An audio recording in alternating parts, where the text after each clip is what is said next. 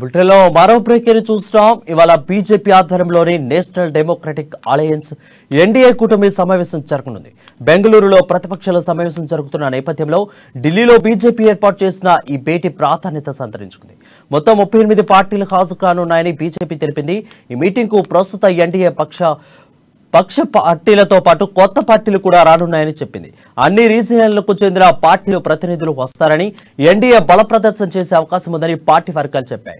ఇది మోదీ ప్రభుత్వం రెండోసారి అధికారంలోకి వచ్చాక ఏర్పాటు చేస్తున్న ఫస్ట్ ఎన్డీఏ మీటింగ్. అయితే తన మిత్రపక్షాలకు బీజేపీ పట్టించుకోవడం లేదంటూ విమర్శలు రావడం, ఎన్నికలు దగ్గర పడడంతో ఈ భేటీ నిర్వహిస్తుంది.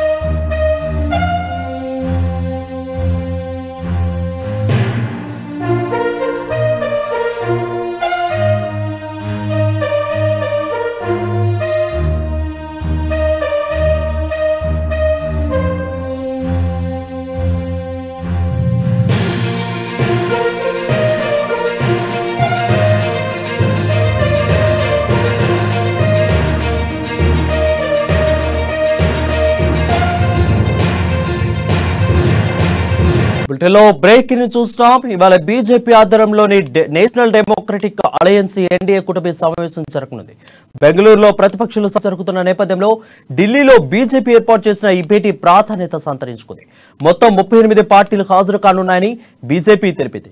ఈ మీటింగ్ కు ప్రస్తుత ఎన్డీఏ పక్ష పార్టీలతో పాటు కొత్త పార్టీలు కూడా రానున్నాయని చెప్పింది. అన్ని రీజియన్లకు చెందిన పార్టీలు ప్రతినిధులు వస్తారని, ఎన్డీఏ బల ప్రదర్శన చేసే అవకాశం ఉందని పార్టీ వర్గాలు చెప్పాయి.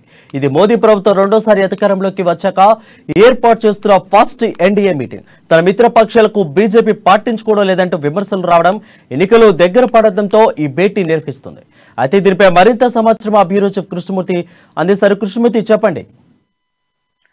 Thank you Varun.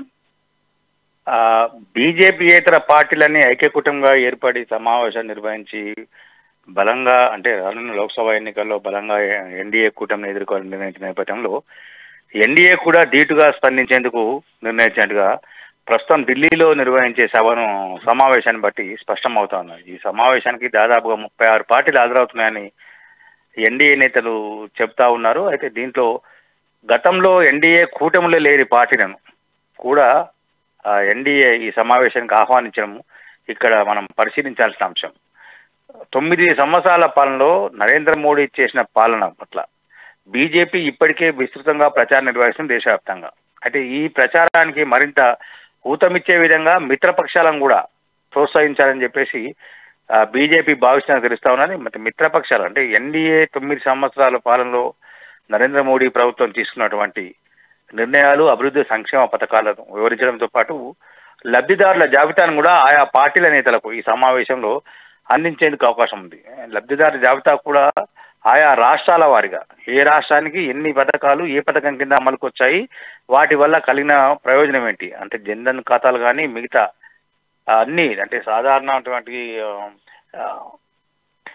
ఉజ్వల పథకం, తర్వాత వీటికి సంబంధించిన ఇలాంటి పథకాలు పేద ప్రజలకు ఏవైతే ఉపయోగపడుతున్నాయో వీటన్నింటికీ కూడా ఆయా పక్షాలకు వివరించి రాబోయే 2024 ఎన్నికలకు, లోక్సభ ఎన్నికలకు పార్టీలను సంబంధించిన ప్రజలను కూడా ఆ దిశగా మళ్లించి మరోసారి బీజేపీకి అధికారం, అంటే ఎన్డీఏ కూటమికి అధికారం కట్టబెట్టే విధంగా ఏ రకమైన వ్యూహాన్ని అనుసరించాలి, ఏ రకంగా ప్రచారాన్ని ముందుకు వెళ్ళాలని చెప్పేసి ఈ సమావేశంలో ఖరారు చేసే అవకాశం ఉంది. మరోవైపు ఏంటంటే నరేంద్ర మోడీ అధికారం కొని దాదాపుగా 9 సంవత్సరాలు అవుతుంది.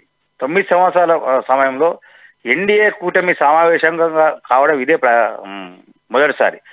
కారణం ఏంటంటే యూపీఏ పక్షాలన్నీ ఏకమై, అంటే బీజేపీయేతర పార్టీలన్నీ ఏకమై యూపీఏ, నిన్నటి వరకు యూపీఏ ఉన్నటువంటి కూటమిలో చేరి కొత్త కూటమిని ఏర్పాటు చేయాలని నిర్ణయించిన నేపథ్యంలో విపక్షాలకు ధీటుగా అధికార పక్షం కూడా అధికార పార్టీలో అధికారంలో భాగస్వాములైన పార్టీలను కూడా ధీటుగా స్పందించే విధంగా చర్యలు ఇస్తాం. అంటే రాష్ట్రాల వారిగా ఎక్కడికక్కడ విపక్ష కూటమి చేసేటువంటి ప్రచారాన్ని కానీ విమర్శను కానీ ఎక్కడికక్కడ రాష్ట్రాల వారిగా తిప్పికొట్టేందుకు కూడా ఈ సమావేశంలో కొంత దశా దిశను నిర్ణయించే అవకాశాలు కనిపిస్తా ఉన్నాయి. అయితే 9 సంవత్సరాల కాలంలో ఎన్డీఏ పక్షాలను మోడీ ప్రభుత్వము బీజేపీ పార్టీ ఏమాత్రం పట్టించుకోలేదన్న విమర్శలు కూడా వెల్లువెత్తున్నాయి. దీనిపైన కూడా కొన్ని పార్టీల నేతలు 9 సంవత్సరాల్లో పార్టీలను పట్టించుకోకుండా ఇప్పుడు ఆహ్వానించడంలో గల అంతరం ఏమిటన్న విషయాన్ని కూడా కొంత ప్రశ్నించే అవకాశం ఉంది. అందుకు జవాబు ఇచ్చేందుకు కూడా అంటే బీజేపీ పార్టీ కానీ ఎన్డీఏ కూటమి కూడా సన్నద్ధమైనట్టుగా మనకున్న సమాచారం. మొత్తంగా చూస్తుంటే ఇటు బెంగళూరు సమావేశము, అటు ఢిల్లీలో సమావేశం, బెంగళూరులో విపక్ష పార్టీల సమావేశము, ఢిల్లీలో ఎన్డీఏ కూటమి సమావేశం జరుగుతుంది. కొంత రాజకీయంగా తీవ్ర చర్చనీయాంశంగా మారింది. మొత్తంగా అంటే మోడీ ప్రభుత్వం చేస్తున్నటువంటి విధానాలను తెలియజేసేందుకు ఎన్డీఏ ప్రయత్నిస్తుండగా మోడీ ప్రభుత్వం అనుసరిస్తున్నటువంటి నిరంకుశ నియంతృత్వ ధోరణిని ఎండగట్టేందుకు విపక్షాలు కొంత సన్నద్ధమయ్యాయి. అయితే నియంతృత్వ ధోరణిని తిప్పికొట్టేందుకు ఎన్డీఏ అనుసరించాల్సిన వ్యూహం పైన కూడా ఢిల్లీలో జరిగేటువంటి సమావేశంలో ప్రధానంగా చర్చించే అవకాశం ఉంది. ఏ సందర్భంలో కాంగ్రెస్ పార్టీ కానీ మిగతా విపక్షాలు ప్రభుత్వాన్ని ప్రశ్నించాయి.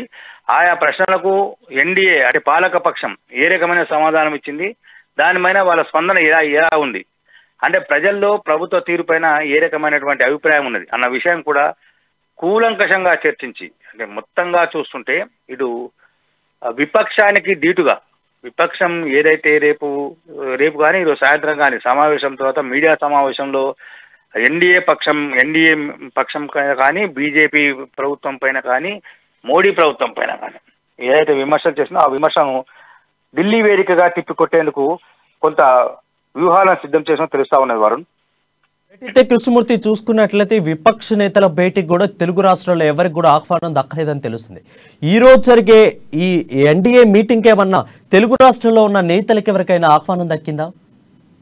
అంటే తెలుగు రాష్ట్రాల్లో ఉన్నటువంటి ఇటు కేసీఆర్ కి అయితే ఇటు విపక్షం కానీ ఇటు ఎన్డీఏ కానీ ఆహ్వానం అందించినట్టుగా లేదు. కానీ ఆంధ్రప్రదేశ్ సంబంధించినటువంటి జనసేన అధినేత పవన్ కళ్యాణ్ కు ఎన్డీఏ కూటమి నుంచి ఆహ్వానం అందిందన్న సమాచారం వస్తా ఉన్నది. మరోవైపు ఏపీలో అధికారంలో ఉన్న వైసీపీ పార్టీ జగన్మోహన్ రెడ్డి ప్రభుత్వం కూడా ఎన్డీఏకు మద్దతు ఇస్తామని చెప్పినట్టుకి ఇంకా దాంట్లో చేరాలా వద్దా అంటే ఎన్డీఏకే మా మద్దతు విపక్ష పార్టీల సమావేశానికి వెళ్ళేది లేదని చెప్పినప్పటికీ ఎన్డీఏ పక్షాన ఉంటామని పరోక్షంగా సంకేతాలు ఇచ్చారు.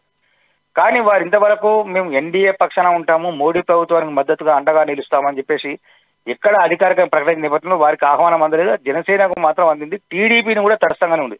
టీడీపీ కూడా చంద్రబాబు నాయుడు కూడా కొంతకాలంగా ఎన్డీఏతో చేతులు కలిపేందుకు సన్నద్ధమైనప్పటికీ ఎన్డీఏ కూటమి అంటే చంద్రబాబు నాయుడు ఆహ్వానించాలన్న విషయంలో కొంత స్పష్టత రాలేదు. అయితే ఢిల్లీలో జరిగే సమావేశంలో కొత్తగా అంటే ఇటు వైసీపీ కానీ ఇటు చంద్రబాబు నాయుడు టీడీపీ కానీ ఇంకా కొన్ని పార్టీలు వాటి ఆహ్వానము, వారి కోరికలు, వారి అభిప్రాయాలను పరిగణలోకి తీసుకొని చర్చించే అవకాశం ఉంది. వాటి పార్టీ అంటే ఎన్డీఏ కూటమిలో చేర్చుకోవాలా, ఆహ్వానించాలా, లేదా ఆహ్వానిస్తే వాళ్ళకి ఏమైనా కండిషన్స్ పెట్టాలా అనే విషయం. అంటే గతంలో ఎన్డీఏకు చంద్రబాబు నాయుడు నాయకత్వం వహించాడు. కానీ ఆ తర్వాత జరిగిన ఎన్నికల్లో ఆయన కొంత కాంగ్రెస్తో చేతులు కలిపి కాంగ్రెస్తో కలిసి పోటీ చేయడం జరిగింది. ఈ నేపథ్యంలోనే అంటే 2014 జరిగినటువంటి 2018-19 ఎన్నికలు జరిగినటువంటి పరిణామాల నేపథ్యంలో కొంత చంద్రబాబు నాయుడు విషయంలో ఎన్డీఏ కొంత పునరాలోచనలో భాగంగానే ఈరోజు చర్చించి మరోసారి ఆయన చంద్రబాబు నాయుడు చేర్చుకోవాలా, వైసీపీని చేర్చుకోవాలా, ఎన్డీఏ కూటమిలోకి ఆహ్వానించాలా అనే విషయంలో కొంత స్పష్టత వచ్చే అవకాశం ఉంది. Varun, right, thank you Krishnamurthy for the updates.